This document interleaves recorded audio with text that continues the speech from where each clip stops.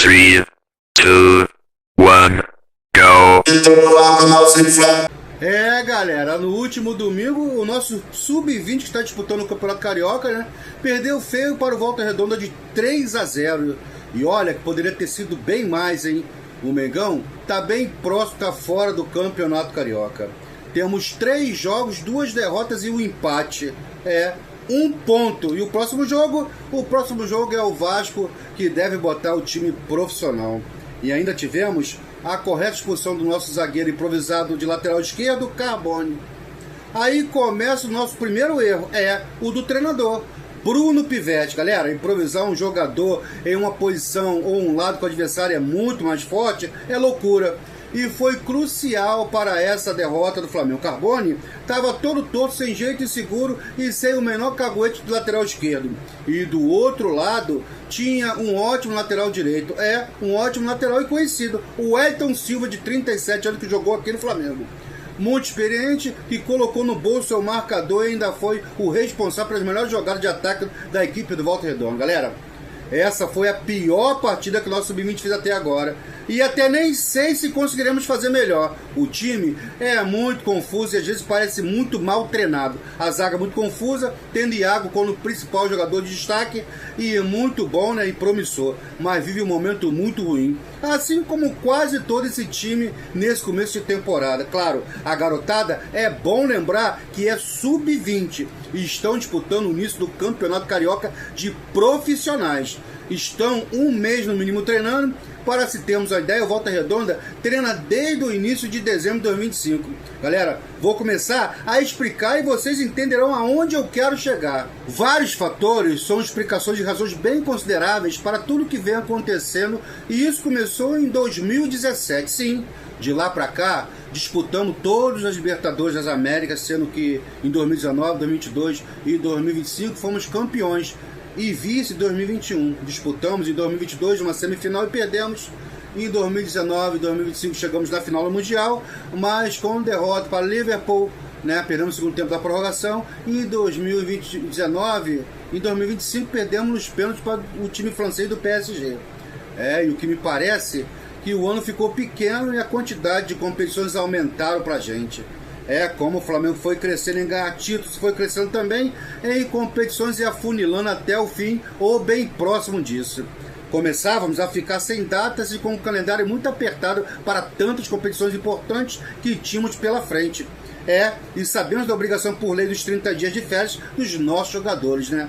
E aí que tá errado o planejamento anual, né? Sabíamos que teríamos uma Copa do Mundo e aí não culpo só a CBF, culpo também ali os clubes, né? Evidentemente, galera, Copa do Mundo só se tem de 4 em 4 anos. Olha quanto tempo tem para se organizar para isso. Poderíamos não fazer os estaduais esse ano. Qual seria o grande problema para isso? Nenhum. Aqui no Rio mesmo tivemos atrás campeonatos melhores e organizados, mas sem premiações em dinheiro. E o desse ano bagunçado e apertadinho vai ter premiação em dinheiro. Tá tudo errado. Aí os clubes pouco se lixam para o começo da competição, colocam o time em reserva, ou no caso do Flamengo, pior ainda, né? O seu Sub-20, pasmem.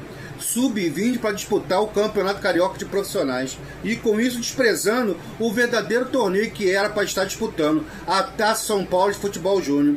A maior competição a nível de visibilidade para essa garotada. E olha que o Flamengo seria um dos grandes nomes favoritos da competição, bicampeão Libertadores e bimundial, ficando de fora. O ano passado foi um espelho de como seria esse ano. Começamos o torneio, né, com um grande desempenho e prestígio, o nosso Sub-20, né? E depois mesclou com o Sub-17, porque com o começo do Campeonato Carioca, fomos repatriados lá da Copinha do Sub-20 para cá, para juntar com alguns nomes aqui que ficaram por aqui e fizeram um cata-cata para começar o Campeonato Carioca. Fizemos 4 jogos, 2 derrotas, um empate e uma vitória. E aí que vem os profissionais e deu para levar e salvar a competição e ainda fomos campeões. E a medalha? A medalha o Tite deu para o treinador adversário. E a copinha? A copinha o Flamengo enfraquecido, perdeu acho que 2 ou 3 jogos seguidos e saiu da competição. Agora vocês devem estar me perguntando, né? E o que isso tem a ver com a base, com o nosso Sub-20? Porque tivemos muitas mudanças, colocamos o nosso Sub-20 a xeque, ou digo, mais claro, a queimação de vários garotos, talvez de uma geração. fala em mudanças que podem ser boas ou ruins, ou não adaptáveis, né? Tipo mudanças radicais. Mudanças como nos últimos anos, o Flamengo adotou a estratégia de promover treinadores e auxiliares técnicos que já trabalhavam nas categorias de base inferiores, né? Como o Sub-15, Sub-17, para o comando do Sub-20. Os principais treinadores do Sub-20 vieram da própria base do clube, ou que retornaram, né? Tinham total conhecimento potencial de todas as gerações de garotos. E com certeza isso dá mais tranquilidade até a garotada, a confiabilidade e o conhecimento de cada um. Começando pelo nosso grande treinador, que é o Felipe Luiz, né? Se aposentou da carreira brilhante de jogador e logo começou uma outra carreira de treinador e começou lá de baixo da nossa base, começou no Sub-17. Ganhou títulos e logo foi promovido em junho de 2024 ao Sub-20. E ele, no Sub-20, conquistou o título intercontinental, que tem o mesmo peso de campeão mundial de clubes, só que no Sub-20. Logo após, resolveu assumir a pedido do comando técnico dos profissionais, né? E sendo multicampeão de quase todas as competições disputadas, e está no comando do time até hoje. Tivemos vários grandes nomes que marcaram a nossa base como treinadores, Mário Jorge, né, que foi o anterior Felipe Luiz, um dos nomes de mais vitoriosos da base rubro-negra, treinou o Sub-17, onde assumiu o Sub-20, né, conquistando diversos títulos, incluindo o título da Libertadores do próprio Sub-20. Ele deixou o clube para assumir a seleção Sub-17 da Arábia Saudita, uma perca para mim irreparável. Agora, falo de Kleber dos Santos, retornou ao clube para substituir Felipe Luiz no comando do Sub-20, né, em outubro de 2024. Ele já tinha uma trajetória anterior no clube e participou do desenvolvimento de vários atletas na base. E ainda tem o Maurício Souza, né, que esteve no clube no período de 2016 a 22, passando por diversos setores e funções. Maurício trabalhou na base do Flamengo, especialmente como técnico do Sub-20, a partir de 2016, promovendo jogadores como Vinícius Júnior e Paquetá, e atuou como auxiliar interino no profissional, encerrando seu ciclo principal no início de 2022, mas como forte ligação com a base rubro-negra em anos anteriores. Galera, embora o Flamengo saiu contratando ótimos profissionais em 2025, como Alfredo Almeida, português, o diretor da base do Flamengo, Nuno Campos, também português, técnico do Sub-20, logo depois saindo para assumir o Bruno Pivetti. E para mim, essa transição de treinadores internos como Mário Jorge, Maurício Souza, Kleber dos Santos e até mesmo Zé Ricardo foram cruciais para a boa evolução da nossa base. Mesmo como se diziam, entre aspas, serem amadores, eles conseguiram tirar o máximo dos garotos do ninho. Galera, o que eu acho é que a prata da casa sempre entregou ótimos resultados e bons jogadores ao profissional e ajudaram a conquistar grandes títulos. E de certo, né, de tempo pra cá, né, foi desmontado e foi desprezado e deixado de lado. E o Flamengo do BAP e do BOP preferiu contratar profissionais de fora, ótimos, né, mas que não conhecem nada do clube ou que representa hoje o clube de regatas do Flamengo no cenário mundial. O Flamengo não pode ser maior, infinito ou colossal só no futebol. Sabemos que é o carro-chefe, mas a marca Flamengo é muito maior e ela está em todos os esportes ali no clube. Graças, né, a essa linguística do atual presidente, né, nos colocando como um clube rico, com finanças em dia, com sobra para reforços milionários e com um fechamento anual de mais de 2 bilhões. E eu lhe pergunto, então, o que se justifica estar acabando com nossos esportes olímpicos, remo, ginástica e outras modalidades que estão perdendo apoio e verba? Ou pior, se fechando, galera? O Flamengo, historicamente, cortou e suspendeu modalidades medalhistas de Jogos Olímpicos, como ginástica artística, ali, o judô, natação, canoagem, remo paralímpico, alegando dificuldades financeiras, pasmem. Rombos do passado justificam-se até como decisões estratégicas. A ideia de fazer corte do esporte olímpico no planejamento veio forte em 2026. O clube anunciou o final do remo, da canoagem e deu adeus ao medalhista Isaquias Queiroz. A diretoria do clube, ao longo do ano, reforçava o conceito de manter os esportes que podiam caminhar sozinhos. Como é que é isso, hein? Um clube dentro do outro? E os patrocinadores, investidores, a marca forte que o Flamengo tem no mundo todo, só serve para o futebol? E a base, e os esportes olímpicos, e a ginástica categoria? Porque para mim ser grande, forte e poderoso é ser bem sucedido em todos os setores esportivos do clube. O Barcelona e o Real Madrid, por exemplo, são fortes e grandes só no futebol ou também no futebol? Amigos do canal, o Real Madrid e o Barcelona não são fortes apenas no futebol profissional masculino. Ambos os clubes são instituições poliesportivas gigantescas com enorme sucesso em outras modalidades e categorias amadoras. O Barcelona se define como mais que um clube, por ser uma das instituições mais bem-sucedidas em várias seções profissionais. Em 2023, o clube alcançou um feito histórico ao conquistar o título nacional em todas as suas seções profissionais: futebol masculino, futebol feminino, basquete, handebol, futsal e hóquei, né? Aliás, o voleibol e hóquei, o Barcelona é uma potência mundial, com dezenas de títulos europeus e nacionais. E aí eu volto a perguntar: um clube forte mundialmente e de ponta tem que ser forte em uma só modalidade ou na sua totalidade? É claro que aqui o futebol gera a maior parte das receitas e atenção midiática, né? Isso é óbvio, né? O Real Madrid, por exemplo, é avaliado como um clube de futebol mais valioso do mundo. Contudo, a marca Real Madrid e Barcelona se estende com acesso esportivo por outros esportes, né? Em resumo, eles estão fortes no futebol, mas também são potência esportiva, muito esportiva, com um domínio notável no basquete europeu, e isso é saber usar a marca. Isso, para mim, é ser forte por inteiro, por completo. Tudo que se tem a marca do Real Madrid e Barcelona são valorizadíssimas e têm visibilidade pelo mundo afora e respeitados em todas as competições. São fortes de dentro para fora e de fora para dentro. Todos os patrocinadores vêm de outros objetos, roupas em geral, o marketing é forte, né? As receitas são distribuídas por todo o clube esporte e, é claro, um pouco mais no futebol. E aí eu pergunto, qual o Flamengo que é forte e rico e poderoso? O Flamengo do futebol ou a marca Flamengo? E aí, voltando à nossa base, né, que para mim hoje em dia não está sendo bem preparada e não estão sendo da melhor forma aproveitados, né, isso resulta em um má desempenho futuro.